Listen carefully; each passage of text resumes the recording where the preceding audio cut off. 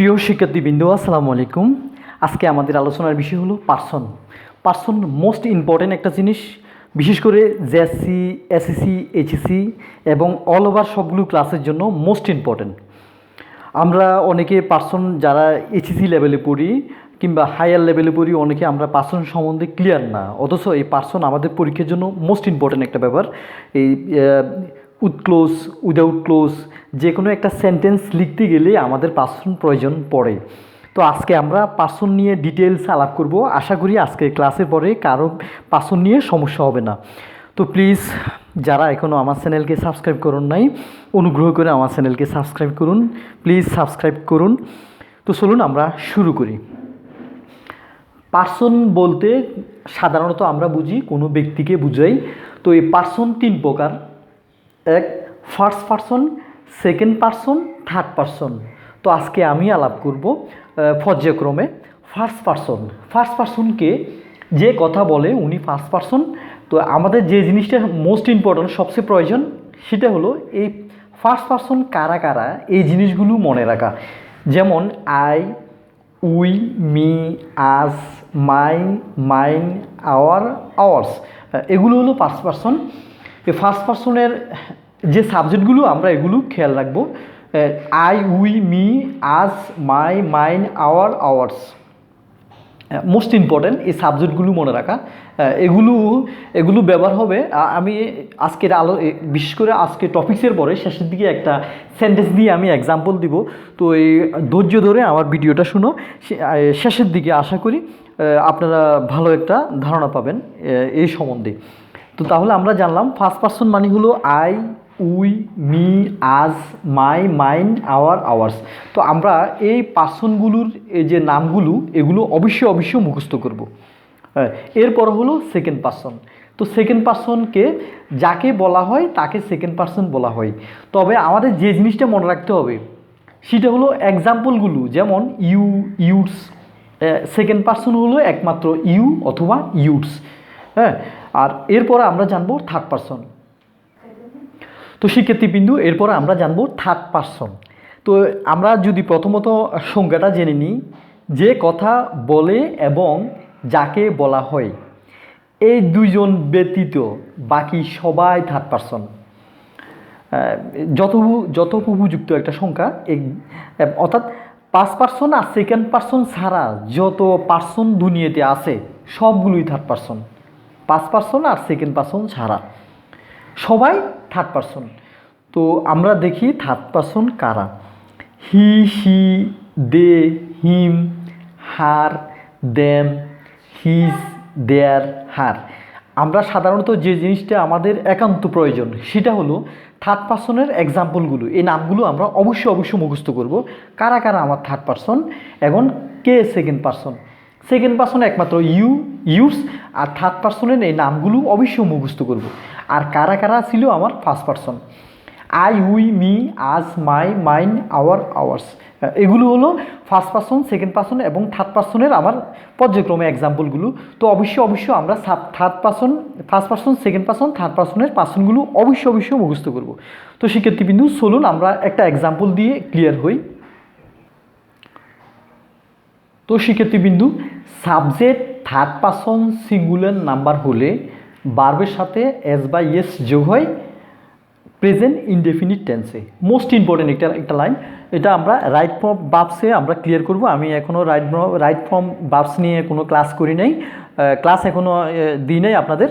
তো ইনশাল্লাহ ভবিষ্যতে করব, আরও কিছুদিন পরে আমার চ্যানেলে দেখতে পাবেন, তখন আরও ক্লিয়ার হবেন। তো এটা রাইট ফর্ম ভার্বসের একটা rule. Subject third person singular হলে ভার্বের সাথে এস বাই এস যোগ হয় একমাত্র প্রেজেন্ট ইনডেফিনিট টেন্সে। তো চলুন আমরা প্রেজেন্ট ইনডেফিনিট টেন্সের একটা এক্সাম্পল দিই, কখন এস হয় কখন ইয়েস হয়। ধরুন আমি লিখলাম হি রিড এ বুক। তো শিক্ষার্থীবৃন্দু, আমার নোট ছিল সাবজেক্ট থার্ড পার্সন সিঙ্গুলার হবে। সাবজেক্ট থার্ড পার্সন সিঙ্গুলার যদি হয়, তো আমরা দেখতে পাচ্ছি হিটা হলো থার্ড পার্সন, যা কিনা আমি একটু আগে ব্যাখ্যা করছি। আমাদের হি হলো third person singular, third person এবং সিঙ্গুলার নাম্বার, অর্থাৎ একজনকে বোঝায়। হি মানে সে, একজন। তাহলে এই হিটা হলো থার্ড পারসন প্লাস সিঙ্গুলার, আর আমাদের শর্ত হলো থার্ড পারসন সিঙ্গুলার হবে, থার্ড পারসন এবং সিঙ্গুলার হবে, তাহলেই ভার্বের সাথে এস বা ইএস যোগ হবে। তাহলে মূলত এখানে আমার সেন্টেন্সটা হবে he reads a book. S A যোগ হওয়ার কারণ হলো সাবজেক্ট থার্ড পারসন সিঙ্গুলার, যার জন্য আমরা ভার্বের সাথে এস বা ইএস যোগ করছি। তো চলুন আমি আরও একটা এক্সাম্পল দিই। মনে করেন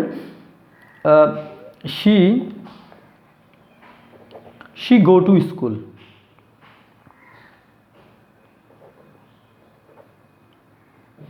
আচ্ছা, এখানে আমরা দেখতে পাচ্ছি শিটা হলো third person, she third person এবং সিঙ্গুলার, অর্থাৎ একজনকে বোঝাচ্ছে। তো আমাদের রুল হলো সাবজেক্ট থার্ড পারসন সিঙ্গুলার হতে হবে, সাবজেক্ট থার্ড পারসন সিঙ্গুলার। তো আমাদের সাবজেক্ট থার্ড পারসন প্লাস কি সিঙ্গুলার যদি হয়, তাহলে আমরা এস বা ইএস যোগ করব। তো শিক্ষার্থীবিন্দু আমরা এখানে ইএস যোগ করব। তাহলে আজকে আমরা শিখলাম সাবজেক্ট থার্ড পারসন সিঙ্গুলার হলেই এস বা ইএস যোগ হয়, অন্যথা নয়। তো মনে করুন আমি ইউ দিলাম, ইউ গো টু স্কুল দিলাম, হ্যাঁ, এই গো টু স্কুল, এখানে কিন্তু এস যোগ হবে না। এর কারণ হলো ইউ কিন্তু থার্ড পারসন না এবং থার্ড পারসন সিঙ্গুলার না, ইউ একমাত্র সেকেন্ড পারসন, যার জন্য ভার্বের সাথে এখানে এস বা ইএস যোগ হবে না, এখানে গোর সাথে এস বা ইএস যোগ হবে না। ইউ সেকেন্ড পারসন বিদায় এই গোর সাথে এস বা ইএস যোগ হবে না, এস বা ইএস যোগ হবে একমাত্র সাবজেক্ট থার্ড পারসন সিঙ্গুলার হলে। তো আচ্ছা, তো শিক্ষার্থীবিন্দু এরপরে আমরা আরও একটা জিনিস জানবো। তো কখন এস হয় কখন ইএস হয় এই জিনিসটা আমাদের জানতে হবে না। তো মনে রাখবো ভার্বের শেষ বর্ণ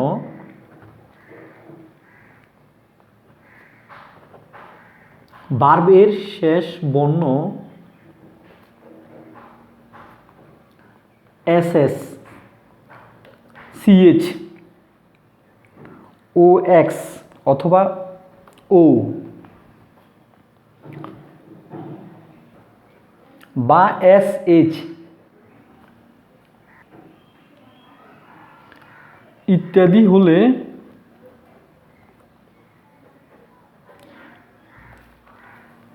হলে ইএস যোগ হয়, ইএস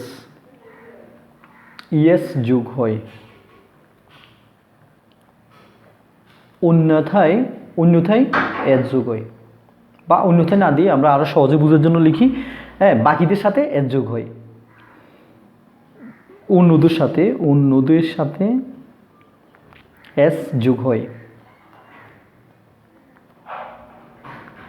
তাহলে শিক্ষার্থীবৃন্দ আমরা জানলাম ভার্বের শেষ বর্ণ যদি এসএস অথবা সিএইচ অথবা ওএক্স অথবা ও বা এসএইচ ইত্যাদি হলে ইএস যোগ হয়, ইএস, আর অন্যদের সাথে এস যোগ হয়। যেমন আজকে আমাদের সেন্টেন্সটা ছিল এই যে গো, তাই তো, গো ছিল, গোর শেষ বর্ণ হলো ও আছে বিদে এই জন্য ইএস হয়েছে। এর আগের সেন্টেন্সটা ছিল রিডটা এই সমস্ত ওয়ার্ডগুলো নাই, এস এস সিএইচ ও এক্স ও এস এইচ, রিডের শেষ বর্ণ এগুলো নাই বিদায় এস যোগ হয়েছে। তো আজকের ক্লাস ছিল ইম্পর্টেন্ট একটা ক্লাস। তো শিক্ষার্থীবৃন্দ আশা করি আপনারা উপকৃত হয়েছেন। তো প্লিজ যারা এখনও আমার চ্যানেলকে সাবস্ক্রাইব করেন নাই, অনুগ্রহ করে আমার চ্যানেলকে সাবস্ক্রাইব করুন, পাশে থাকা বেল বাটনটি অন করুন এবং ভিডিওটি শেয়ার করুন। তো আমার চ্যানেলের উপরে চোখ রাখুন। তো দেখা হবে পরবর্তী ক্লাসে। আল্লাহ হাফেজ।